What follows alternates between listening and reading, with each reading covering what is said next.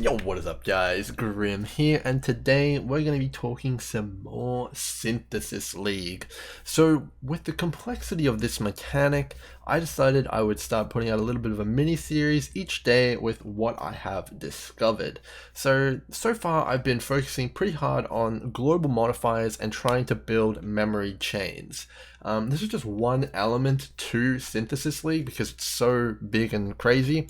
I've done a few of the reward islands and the boss tiles, but I definitely haven't been focusing on them, and as a result I haven't really got a good idea of what the rewards are from those. I've only done 3 bosses so far, and what I got was the helmet and a Herald of Ash ring, and the 3rd boss didn't drop anything.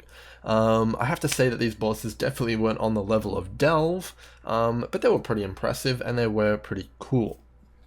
I'm not sure if they have specific drop tables yet, but anyway, we'll move on from that. So I've been focusing on the global modifiers, and I've got 4 things here for you guys that I've learnt since last video. And I wanted to talk about a bit of that. So far, in my opinion, are these global modifiers worth it? I've tested a few of them out, and I can say that you could make quite a lot of currency. So the ones that I tested out are the breached splinter one and the fossil one. I didn't get these on my big memory chain, but I ended up with a few of them on here, and I decided to run them and see how they went. And I have to say that the rewards were pretty good. So I ran 2 of the zones of each, and I ended up getting 3 dense fossils, that's the fossils of note, and a bunch of other ones. So I ended up with about 7 fossils from the 2 zones, and also from those 2 zones I got a absolute metric ton of splinters. So the mods that I ended up running were rare monsters have a chance, synthesized rare monsters have a chance to drop a fossil, and that was pretty good. Obviously I got those 7 and the 2 dense fossils, that's like 20C there, or around about. And then the other one was normal synthesized monsters, or just synthesized monsters. I'm not sure if that includes magic, rare, and normal, but it just said synthesized monsters drop breach splinters. And the thing with these breach splinters is you would assume that they would drop 1 and that they would be weighted. However, this was not the case. They dropped anywhere between 1 to 4 splinters per like stack. It was actually a stack of breach splinters, and I was getting an equal amount of Chayula tool, Ulna tool, all of them. They were not weighted.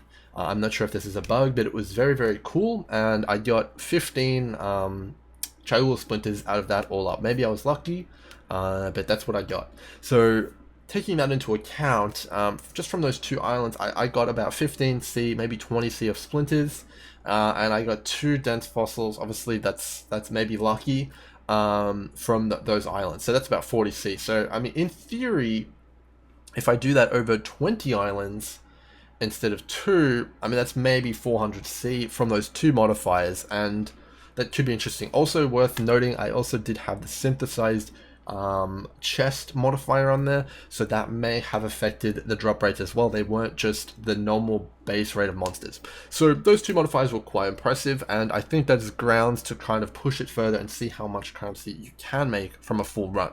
So let's get straight into the tips. So a lot of these tips are actually kind of restrictive, things that I've discovered, and this video may come off as a bit negative, but as I said, that's why I led with the rewards which I discovered, and maybe that will outweigh these kind of restrictions that I've found out about the system.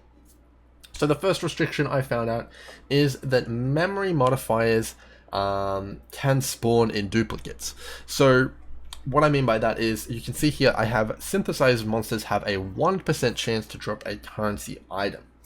So that sounds pretty good, and you'd probably be thinking, man, what if I could get that modifier 5 times? Basically every synthesized monster would drop like potentially a currency item, so that could be pretty damn good. However, this is not the case. I tested out whether these modifiers stack, and they do not. Unfortunately, well, at least with my testing methods, they do not. And my testing methods for this were getting the chest modifier twice. So basically what the chest modifier is it spawns like 3 or 5 maybe miniature strong boxes which spawn synthesized monsters out of them. So I got this modifier twice. making sure that it was the same monster that was spawning out of it, and I counted the chests up, and there was only chests from the one modifier and not two, so they do not stack to my knowledge based on that test. That may have been a bug, but I'm pretty confident that that's how it works.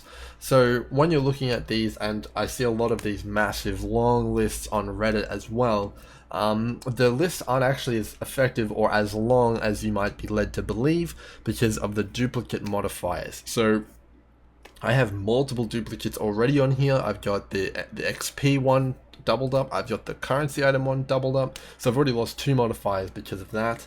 And yeah, that's not so great. So a big change which I would like to see GGG make is that either these modifiers stack, or they like clarify that they do or don't stack, maybe in a Reddit post or something like that, or a forum post. Or I would like to see them not be able to spawn again on the memory modifiers if there's already some present around the place. I know that's probably a little bit hard to program, but maybe if you could figure out how to make them stack, that'd be better, and it'd be a lot more exciting. Because at the moment it kind of just feels bad getting 2 of the same one if they don't stack. Anyway, moving on. So that's that. There's nothing really you can change about your gameplay to do that. It's just good to know that that's how it is.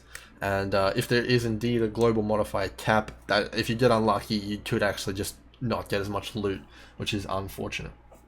So next up, I'm hoping this one is a bug, but I did realize that memory modifiers don't proliferate through your entire chain. So what I mean by that is generally you'll have your chains set up here, which I've got mine here, and you'll make your way on a journey over to some global memory modifiers. And that's exactly what I did here. I've done a few up here. I did one here, here, and then I got to here. And what I was realizing is that the memory modifiers weren't going along all of my big farm zones here. So you can see here in this example, we've got a island here that spawned 50% chance to drop a quality currency item. And we can see it traveled all the way down here, all the way down. And for some reason it stopped right here. So it's not on here, here, here, here, anywhere else on my other chain. It just stopped right there.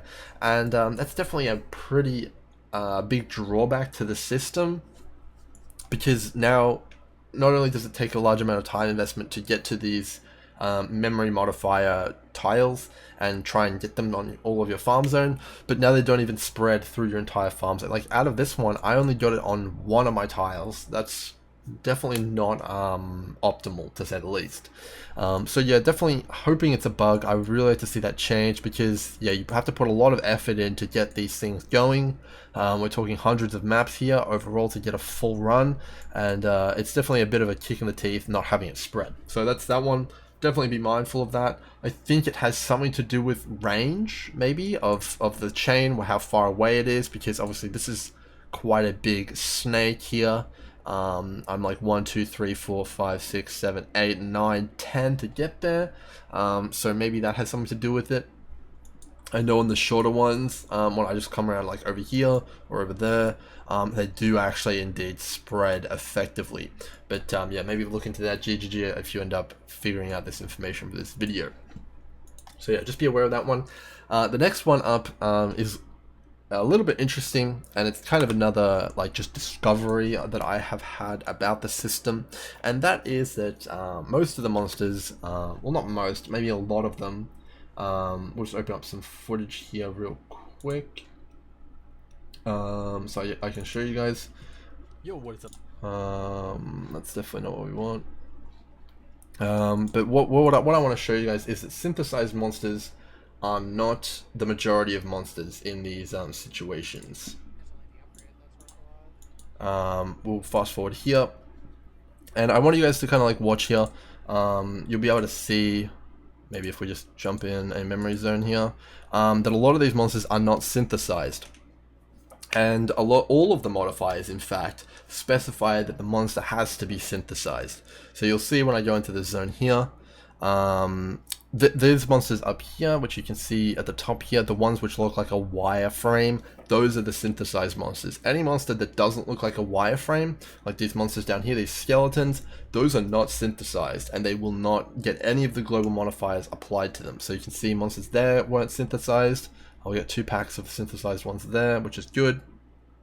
But I was noticing a lot of the monsters in there just are not synthesized, which is a bit unfortunate. Like that pack down there isn't. All the Beyond monsters that are spawned in there will not be synthesized. One thing that I will note though is that there is a yellow square on the memory atlas, which will turn all the monsters into synthesized monsters potentially, which could be a pretty good kind of counter to that. But yeah, it's definitely a bit disheartening when you put all that work in to get all those global modifiers and then half of the monsters are not synthesized in the map, which is maybe a change that they could make. I mean, this is Synthesis League, why aren't all the monsters synthesized and why can't we get bonuses from them all?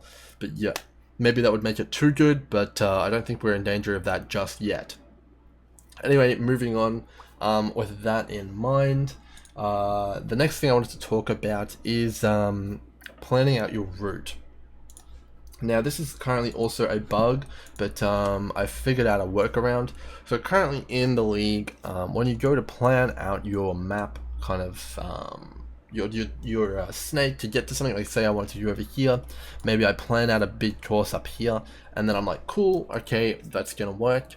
And there's currently a bug in the game where if you plan out your route, and then you're running your route, a tile has a chance to spawn inside of your route.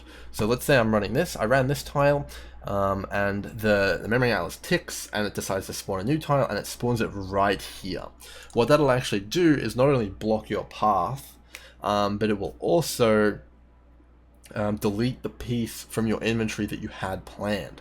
So the tip here, guys, is, and this is actually something you can do about it, is to plan out your route like this. And then after you've planned it out, to prevent your pieces from getting deleted, and so that you can make adjustments accordingly when the memory atlas does its thing, what you guys want to do is plan it out and then take the plan away, and then just kind of do it piece by piece, because that will allow you to not have your pieces be deleted.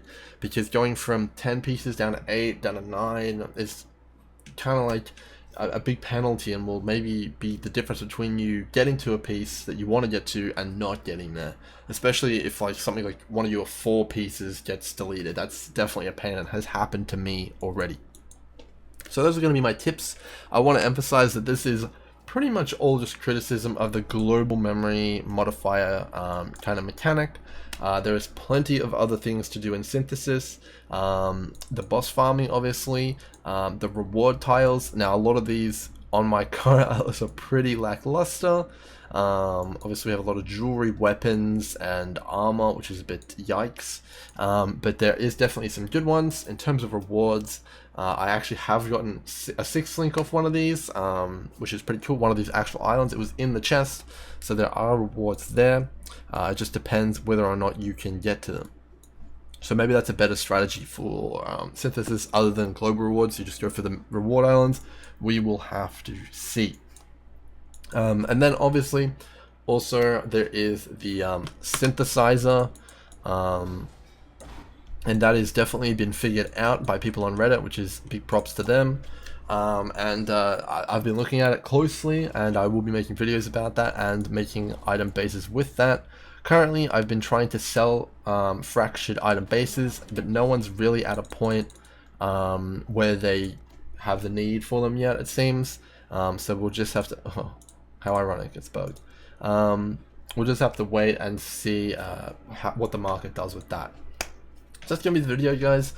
Expect the next one to be on min-maxing the actual mods themselves and kind of understanding when it's best to run your chain, because I don't think it's very effective to just go for 30 every time. You want to kind of understand, like, okay, I've got the breach splinter one, I got the fossil one, it's time to run this baby. Let's go, it's worth it. Because yeah, you're probably going to be waiting for 1 or 2 mods to really make it worth it, and you're not going to worry about a lot of the other ones.